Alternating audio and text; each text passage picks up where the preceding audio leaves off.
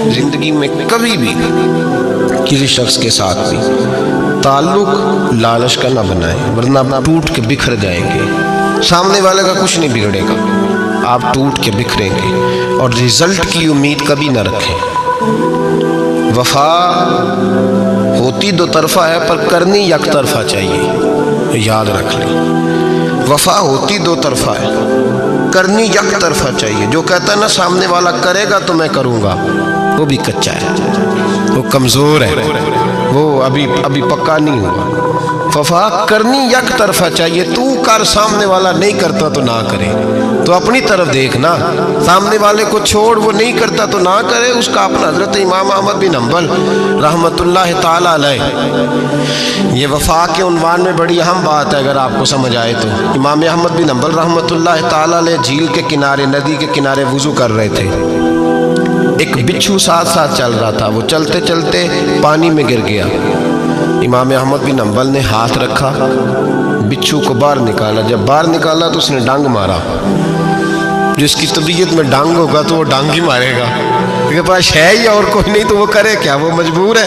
اس نے ڈانگ مارا، امام صاحب نے باہر رکھا۔ بھیگا ہوا بچھو آپ نے دیکھا ہو، جب ندی کنارے چلتا ہے تو پھر گر جاتا ہے۔ وہ پھر گرا تو امام صاحب نے پھر نکال کے باہر رکھا تو اس نے پھر ڈانگ مارا۔ پھر ساتھ ساتھ چلتے چلتے وہ گر گیا۔ کئی دفعہ ایسے ہوا، کئی دفعہ امام صاحب نے نکالا۔ ایک شخص قریب کھڑا دیکھ رہا تھا، وہ کہنے لگا حضور بس کریں، آپ نکالتے ہیں وہ ڈنگ مارتا ہے، چھوڑ دیں۔ آپ فرمانے لگے اچھا بھائی بڑا تو عجیب مشورہ دے رہا ہے، وہ اپنی بری عادت پہ ڈٹ گیا ہے تو میں اچھی عادت ہی چھوڑ دوں؟ وہ بری نہیں چھوڑ رہا، ڈٹ گیا ہے، بار بار ڈنگ مارتا ہے تو میں اچھی چھوڑ دوں؟ آپ اپنی طرف دیکھیں گے، ہماری طرف سے کوئی کمی نہیں آنی چاہیے۔ سامنے والا جانے، اس کا کام جانے۔ وفا کا رشتہ مضبوط رکھیں، دوستی کا تعلق مضبوط۔ میاں صاحب نے کہا چنگی مندی سجنا کولو 100 واری ہو جاتی، کتنی واری؟ پکی گل ہے نا جی، کتنی واری؟ میاں صاحب نے کہا 100 واری۔ ہم تو ایک باری بھی معافی دینے کو تیار نہیں۔ چنگی مندی سجنا کولو، ایسے نہیں آنے جانے والے سے نہیں، اس کے معاملے میں تو ہم خوددار ہیں نا، ہر ایک سے نہیں سنتے، وہاں تو ہم خوددار ہیں۔ سجنا کولو چنگی مندی سجنا کولو 100 واری ہو جاندی، یار یاراں دا گلا نہیں کر دے اصل پریت جنہاں دی۔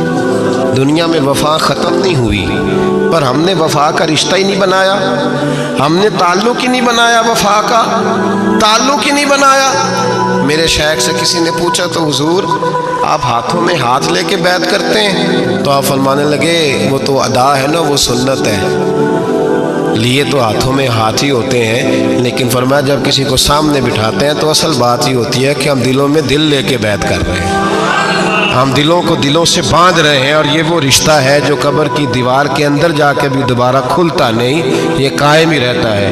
رشتے وفا کے پیدا کریں، خلوص کے پیدا کریں، للہیت کے پیدا کریں۔ میرے نبی پاک سید عالم صلی اللہ تعالی علیہ وسلم نے اس وفا کو آگے پھیلایا ہے۔ نبی پاک سید عالم صلی اللہ تعالی علیہ وسلم نے رشتوں کی مضبوطی کا حکم دیا ہے۔ عرض کی یا رسول اللہ صلی اللہ علیہ وسلم، صحابی نے پوچھا حضور مجھے سب سے زیادہ کس صدقے کا ثواب ملے گا؟ ترغیب و ترہیب میں حدیث موجود ہے، حضور کس صدقے کا ثواب سب سے زیادہ ہے؟ تو اللہ کے رسول نے فرمایا تیرا رشتہ دار ہو، تجھ سے ناراض ہو اور ضرورت مند ہو، تجھ سے ناراض ہو ضرورت مند ہو تیرا اپنا، اس کو تو اگر صدقہ دے گا تو اللہ تجھے سب سے زیادہ اجر عطا فرمائے گا۔ رشتوں کو نبھانے کے لیے جن ضرورتوں کی ضرورت ہوتی ہے، جن حاجتوں کی، ہم جو رشتے بناتے ہیں نا، ہمارے رشتے ہیں ضرورت کے، لالچ کے۔ جب تک لالچ پورا ہوتا ہے رشتہ ہوتا ہے، حالانکہ رشتے ضرورت کے نہیں ہونے چاہیے، رشتے عقیدت کے ہونے چاہیے، رشتے محبت کے ہونے چاہیے۔ اور روحانی زندگی میں اگر کوئی رشتہ لالچ کا ہو تو وہ تو 2 قدم نہیں چلتا، ٹوٹ جاتا ہے۔ عقیدت اور محبت اور احترام کا جو رشتہ ہوتا ہے وہ مضبوط ہوتا ہے، وہ ہمیشہ چلتا ہے، اس کے اندر پختگی ہوتی ہے۔ وفا اس رشتے کے اندر آتی ہے جس رشتے کے اندر کوئی لالچ۔ ہمارے زمانے کے اندر یہ شور ہو گیا ہے کہ کام پیارا ہے چم نہیں پیارا، اس شور نے رشتوں میں کمزوری ڈال دیا، دراڑیں پیدا کر دی۔ ہم لوگوں کو پیار ہو گیا ہے سامنے والا کتنا، اور جب تک ہمارے کام کا کوئی شخص رہتا ہے تب تک ہمارا تعلق بھی رہتا ہے، اور جب وہ ہمارے کام کا نہیں ہوتا تب تک ہمارا اس کے ساتھ تعلق ٹوٹ جاتا ہے۔ یاد رکھیے میرے بھائی، جب رشتے کی یہ بنیاد ہو نا، پھر اس میں وفا نہیں ہوتی، پھر اس میں وفا، آپ کہتے ہیں سامنے والا وفا نہیں کر رہا، تو بھائی وفا کی بنیاد ہی نہیں تھی یہ رشتہ، یہ بنیاد نہیں تھا وفا کی، وفا کی بنیاد نہیں۔ اللہ تبارک و تعالیٰ نے قرآن مجید میں صحابہ کی دو قسمیں بیان کی اور فرمایا دونوں کے ساتھ میرا وعدہ ہے کہ میں دونوں کے ساتھ اچھا سلوک کروں گا۔ یہ سارے ستارے ہیں پر قسمیں دو ہیں، قسمیں دو، قبل الفتح اور بعد الفتح۔ ایک قسم وہ ہے جو فتح مکہ سے پہلے کلمہ پڑھ کے مسلمان ہوئی، ان لوگوں کی درجہ اللہ کی بارگاہ میں زیادہ ہے۔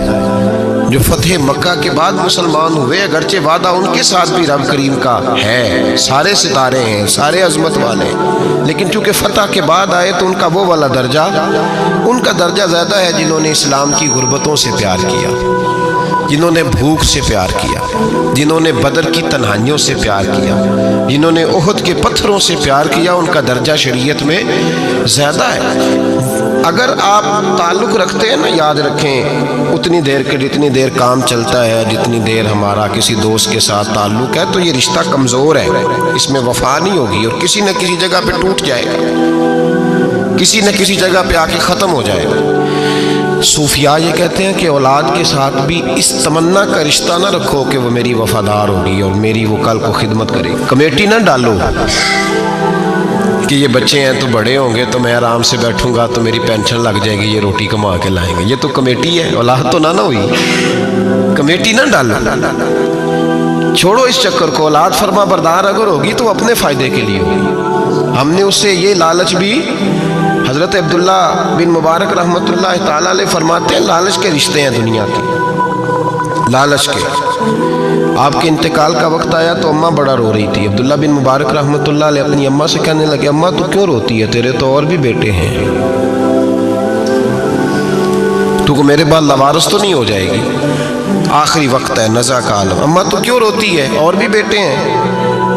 تو اماں کہنے لگی بیٹا اور بھی بیٹے ہیں پر جس طرح کا دھیان تو رکھتا تھا وہ نہیں رکھتے، جس طرح وقت پہ دوائی تو لا کے دیتا تھا وہ نہیں لا کے دیتے، جس طرح تو میرے کھانے پینے کا خیال رکھتا تھا وہ نہیں۔ کہنے لگے اچھا اماں اس کا مطلب ہے تو مجھے نہیں رو رہی، تو اپنی ضرورتوں کو رو رہی ہے کہ روٹی کون دے گا، کھانا کون لائے گا، دوائی، میں سمجھا تھا شاید مجھے رو رہی ہے۔ بیوی سے پوچھا تو کیوں رو رہی ہے، تو کہنے لگی تیری وجہ سے میری بادشاہی تھی، تو موجود ہے تو خاندان میں، معاشرے میں میرا ایک وقار ہے، تیرے بعد تو بیوہ کی زندگی ہوگی۔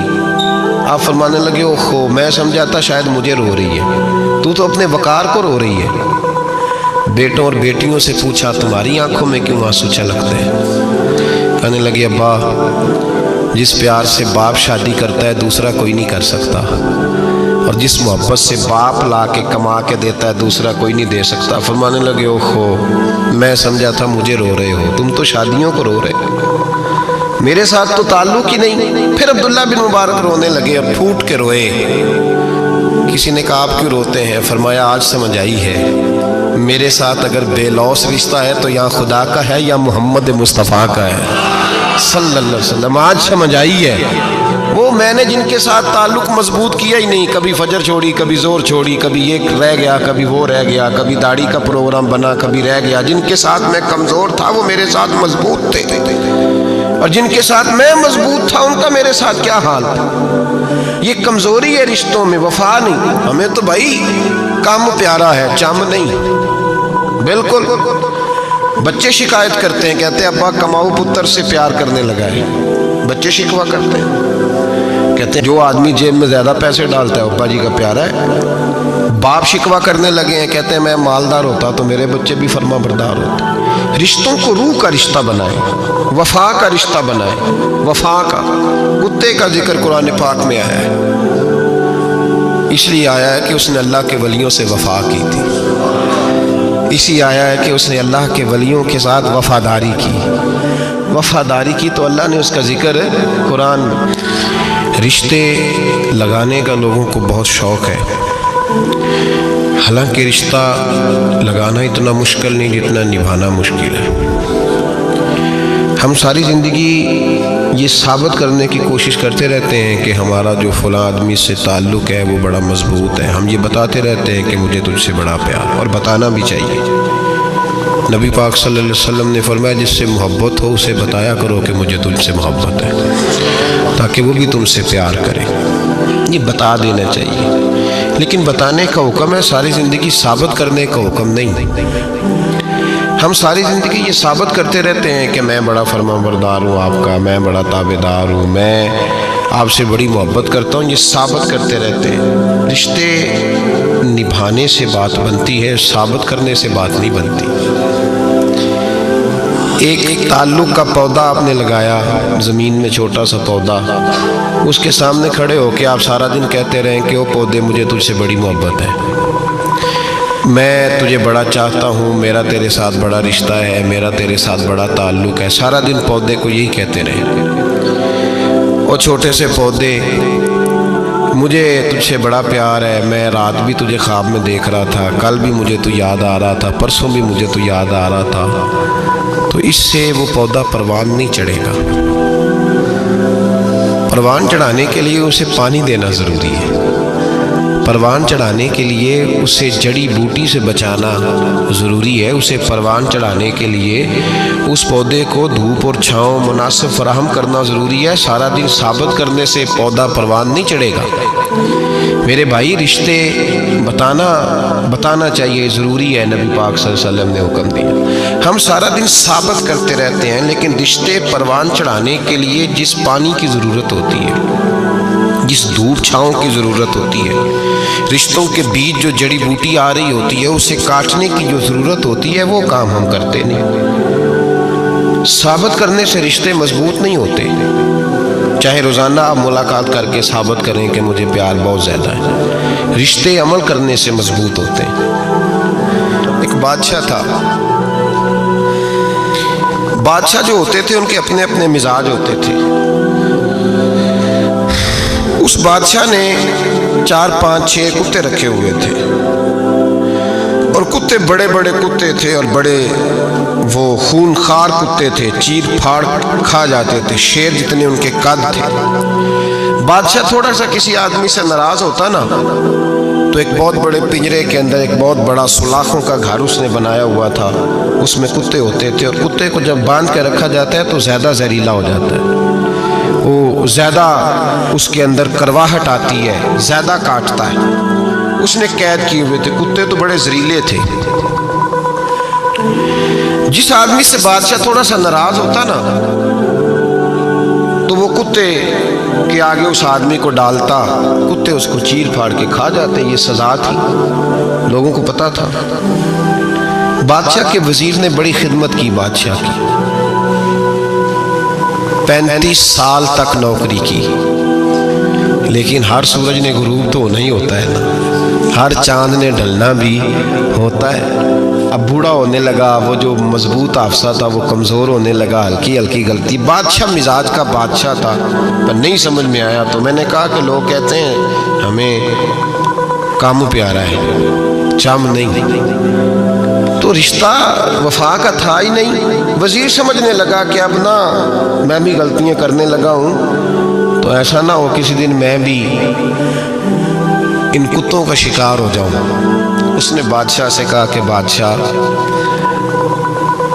مجھے آہستہ آہستہ معذرت کرنے لگا، قدم ہٹانے لگا کہ مجھے چھٹی دے دی جائے، اب میں بوڑھا ہو گیا ہوں۔ لیکن اس نے کہا نہیں، جب تک میری طبیعت نہیں مانتی تم نہیں جا سکتے۔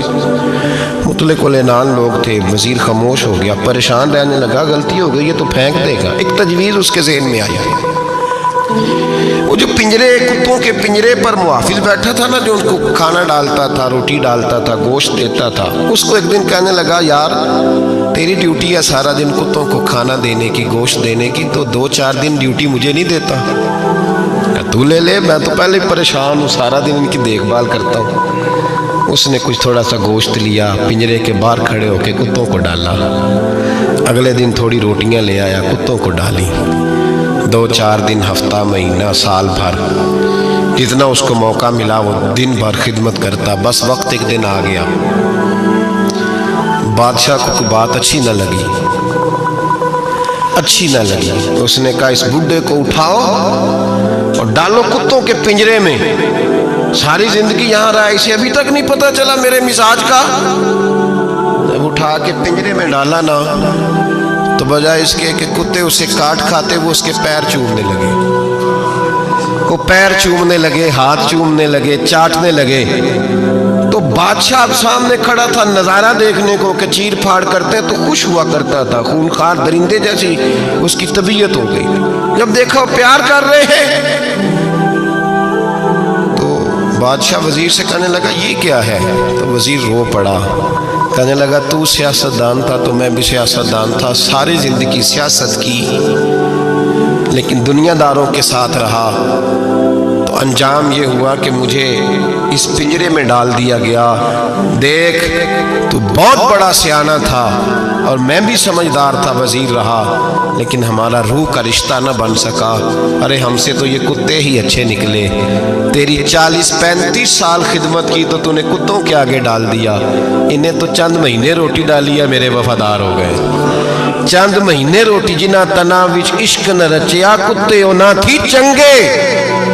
جنہ تنا وچ عشق نہ رچیا، کتے او نہ تھی چنگے۔ مالک دے کر راکھی کر دے، سابر بھوکے ننگے۔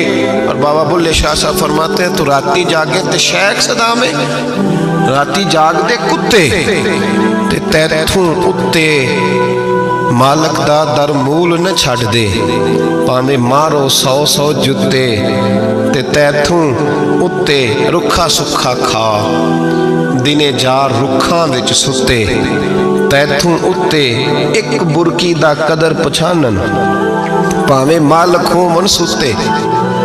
ایک برکی دا اوپر کھڑے ہو کے کام نہیں کرانا پڑتا کہ میں کھڑا رہوں گا تو کام صحیح ہوگا، جاؤں گا تو نہ۔ ایک برکی دا قدر پچھانن، پاویں مالک ہو من ستے۔ پھر اپنے آپ کو مخاطب کیا، کہنے لگے اٹھ بلیا، چل یار منا لے نہیں تے بازی لے گئے نہیں کتے۔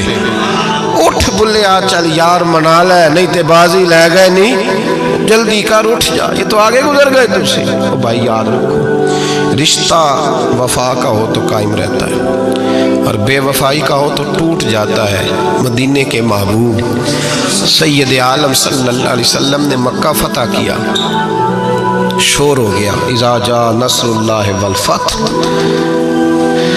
فتح ہو گئی، ان فتحنا لک فتحا مبینا کے جلوے نظر آنے لگے۔ آج عرب کا نقشہ بدل گیا، حالات تبدیل ہو گئے، دنیا بدل گئی۔ محبوب پاک سید عالم صلی اللہ علیہ وسلم اس شان سے مکے میں داخل ہوئے کہ ہر کونے سے نبی پاک کے نام کے نعرے بلند ہونے لگے۔ ابھی 10 سال پہلے نبی پاک روتے ہوئے مکے سے نکلے تھے، 10 سال قبل روتے ہوئے گئے تھے اور 2 غلام حضور کے ساتھ تھے۔ آج اسی مکے میں حضور آئے ہیں تو لگتا ہے پہاڑ اور پتھر بھی میرے رسول کے نعرے لگا رہے ہیں۔ تو ایک عروج ہو گیا، حالات ایک نیا رخ اختیار کر گئے، اور مکہ مکرمہ کے اندر اللہ تبارک اب تو احاطہ بڑا ہو گیا ہے، مطاف بہت بڑا ہو گیا ہے، حرم شریف کی مسجد کو وسعت دے دی گئی ہے، لاکھوں لوگ آ سکتے۔ اس وقت جب 10,000 لوگ آئے نا تو سیرت نگار کہتے ہیں یوں لگا جیسے درختوں پہ بھی لوگ چڑھے ہوئے، پہاڑوں پہ بھی لوگ ہیں، اتنا مجمع تھا۔ کہاں 2-3 لوگ اور کہاں ہزاروں کا اجتماع۔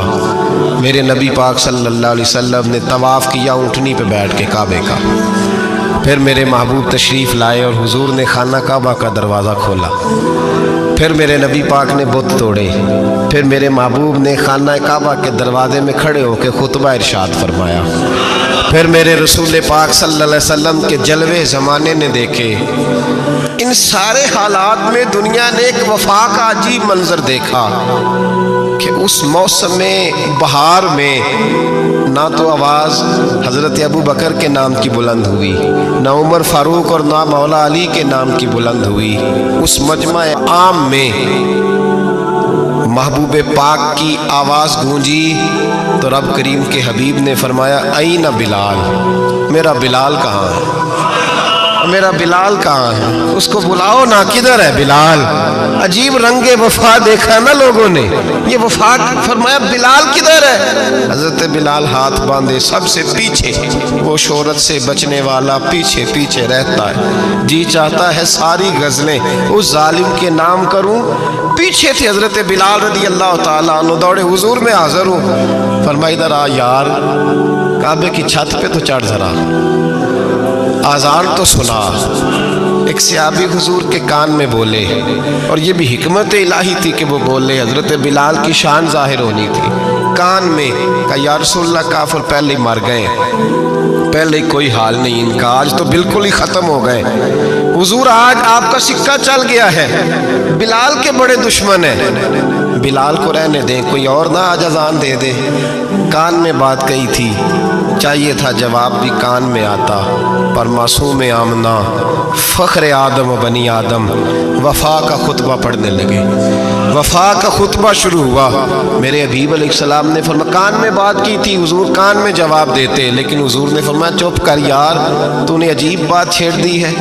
जब मक्के में पत्थर खाने हो तो बिलाल, और जब बदर में तलवारें चमके तो बिलाल, ओहद में पत्थर बरसे तो बिलाल, और गले में कस के रस्सी बांध के से मक्के की गलियों में घसीटा जाए तो बिलाल मोहम्मद मोहम्मद कहे, और आज अल्लाह इज्जतें दे तो किसी और को चढ़ाऊं। फरमाया चुप करके सारे नीचे खड़े रहो। आज काबे की छत पे बिलाल खड़ा होगा तो मैं दुनिया को बताऊंगा वफा किस चीज का नाम हुआ करता है। बिलाल ही चढ़ेगा काबे की छत पे। किसने जर्रों को उठाया और सहरा कर दिया, ये किसने कतरों को मिलाया और दरिया कर दिया, और किसकी हिकमत ने यतीमों को किया दुर्रे यतीम और गुलामों को दुनिया भर का मौला कर दिया।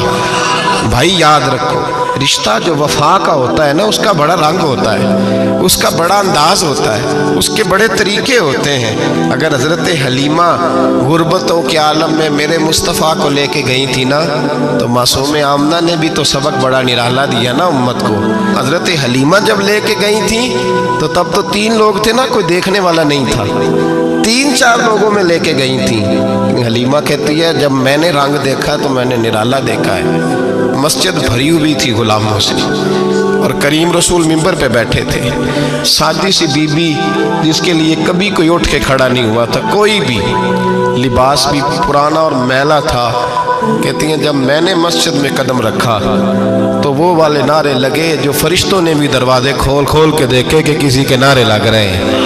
और जनाब हलीमा कहती हैं किसी ने ऐसा कभी इस्तकबाल ना देखा होगा। हुजूर उठे, गोया अल्लाह की सारी रहमतें उठ के खड़ी हो गई। और फिर मुस्तफ़ा करीम ने बिछाई जब चादर, और हज़रत हलीमा सादिया रदी अल्लाह ताला अन्हा बैठी, और हुजूर अत्तहियात की हालत में सामने बैठो तो लोगों को पता चला जो वफ़ा का रिश्ता होता है उसका रंग ज़रा निराला हुआ करता है, उसका अंदाज ज़रा अनोखा हुआ करता है। भाई रिश्ता वफ़ा का, रिश्ता खुलूस का, लालच का रिश्ता। अगर आपने कंपनी वाले की इसलिए दावत की है ना कि वो आपको माल सही देगा, तो भाई वो भी इसलिए आया है कि आप उसका माल ज़्यादा बेचेंगे। अगर आप किसी रिश्तेदार के साथ इसलिए ताल्लुक़ रखते हैं ना कि उसके पास पैसे ज़्यादा हैं, तो वो भी इसलिए आपके साथ ताल्लुक़ ज़्यादा रखेगा कि कभी कभी चलो गाड़ी चला लेगा, कभी कभी मेरे किसी काम आ जाएगा। यहाँ खुलूस देखो, यहाँ अगर आपके यहाँ खुलूस है तो फिर सामने भी आपको बड़ा खुलूस मिलेगा। याद रख लें। परया उसका जानिए जिसका मज़ा तब भी है कि हज़रत अबू बकर सिद्दीक़ का जनाजा रोज़ा रसूल पे रखा जाए तो मुस्तफ़ा करीम का दरवाज़ा खुद ब खुद खोल जाए, और हुजूर फरमाए लाओ दोस्त को दोस्त के साथ मिला दो, पानी पर न सहेलियाँ ते रंगा रंग कड़े।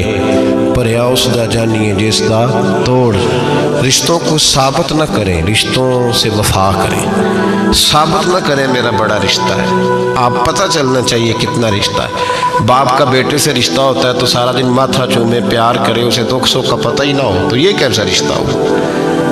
रिश्ते साबित न करें, रिश्ते मजबूत करें, मजबूती वाली ड्यूटी सर अंजाम दें। अल्लाह अपने साथ, अपने महबूब के साथ, अपने नेक बंदों के साथ हमारे रिश्तों को मजबूत फरमाए। आमीन। आखिर दावा।